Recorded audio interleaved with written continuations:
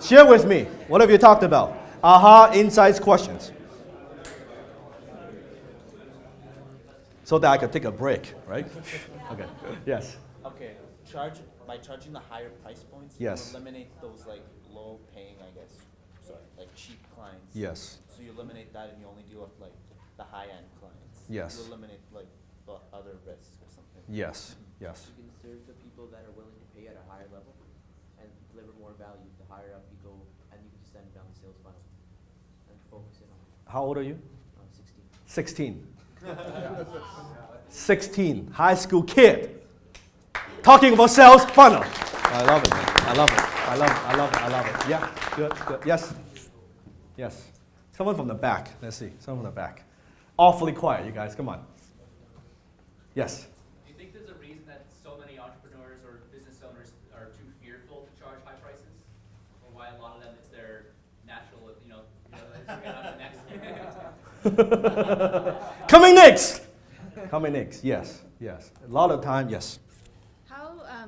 Because I actually tried to do some research. Yes. I researched like high net worth individuals, and I was researching the whole market. Yes. But then when I was trying to do like primary research, Yes. I couldn't find anything like about the need for my niche. What would affluent clients want? I couldn't I couldn't find any like access, to like talking to people. Like I just like that's not. You mean access to your ideal clients that you want at a high net worth? That's right. Yeah. First of all, people who are high net worth, they are very what?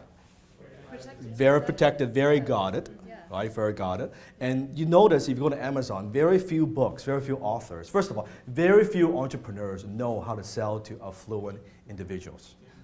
Very few. Do you know why? Because they're not one themselves. We sell to who we are comfortable with. So it's like a realtor. I can sell, a $500,000 condo.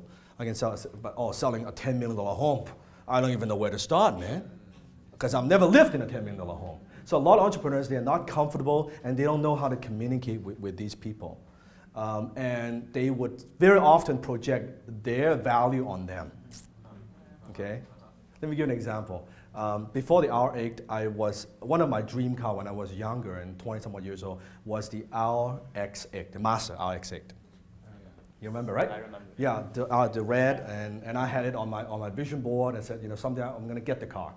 And I would go to the Master dealership and I would try to test drive the car. Okay? And I would go to one dealership and test drive. A couple months later, go to a different dealership, of course, right? You test drive.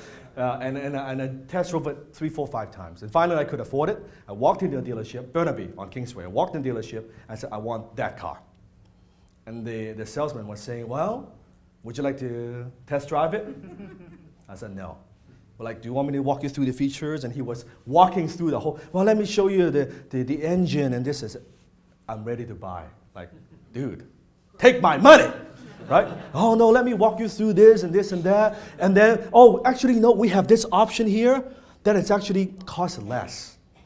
You can save some money on the rims and the tires. I don't want to fucking save money. Don't you get it? Give me the best. Oh, no, you don't want to waste money on that. And I was getting so pissed off. I said, let me talk to your manager. And the manager was smart. The man, hey, sir, you're looking this car, good-looking car, right? Yeah. I said, I want to buy it. I said, we got just one in the store, but not for every customer. Slick, not for everyone. And it's a little bit more expensive. It's got all the features and sunroof and this and that. And explain, but it costs a little bit more than the usual feature, usual model. That's the one I would take. 5 minutes, close myself, done, paperwork, right? Just now financing everything else. So the sales guy was projecting his values on me, right? Because I'm not going to buy a sport car. I'm driving a minivan. He's not listening to my needs. So when you sell to, I'm going to go into some strategies and psychology, how to sell to affluent clients. And that's why most entrepreneurs were comfortable selling to people at the same level or maybe slightly higher. And I always say, if you, it's like there was the other day I was talking to a coach. There's so many coaches nowadays, it's unbelievable. A coach, anyway, a success coach, whatever the fuck that means. A success coach. And he was struggling, and he's saying, Then I try to sell these clients. Man, I try to sell them a $10,000 package. And I've been trying, man, and just nobody would buy. I said, I said, have you bought a $10,000 package? Have you ever invested $10,000 in coaching yourself? He said, no, hell no, I'm not going to pay 10 grand. So you have not done that before. You don't know what it's like to invest $10,000 in coaching. Then how can you expect you could sell someone on the idea to pay you $10,000 for coaching?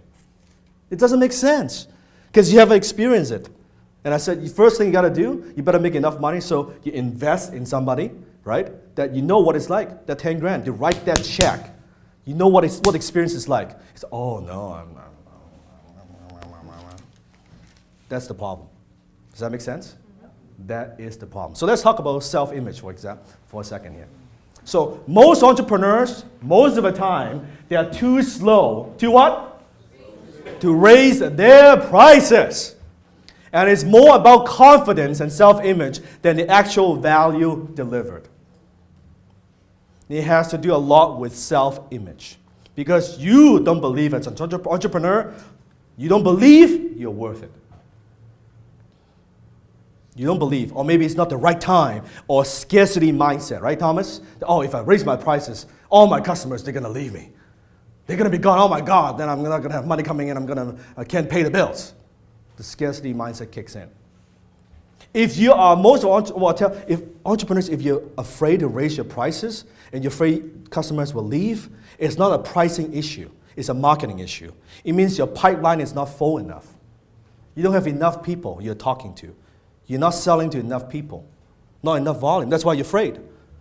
If you're so busy, you have so much business coming in, if you increase your prices, you lose 10, 20%. Do you care? No, because you lose that 10, 20%, it will be replaced by what? Better customers. So it's a sales issue. Your pipeline is full, you don't care. You do not. That's the same thing why I tell the person who's bitching about the $20 that fuck off. My goal is to impact 1 million entrepreneurs. 1 million entrepreneurs. There are a lot of entrepreneurs out there. I don't have time to care about everyone's feeling. If this is the big picture, if you think about it, right? 7 billion people on the planet. I'm busy. Move on. That's how I think. So same thing with your business. If you're busy, you don't care. And sometimes I tell, let me ask you a question. Are there customers within your business right now? Just picture this, okay? Are there customers within your business right now that you're just like, you will be happy, very happy to get rid of them? Yes. Those are what I call clients from hell. But why don't you get rid of them? Because they pay you. Because they pay you? Also because what? Fear. Fear, yes. You try, they keep coming back because they're They keep coming back, right? They're a pain in the ass to deal with and they keep coming back. But think in terms of these difficult clients. If you get rid of them, just imagine for a second. Just imagine for a second, okay? If you get rid of them, how would you feel? Okay? And how much more time that would free you up so you could do more for the other clients and you can attract better clients. So it's almost self-image, it's fear.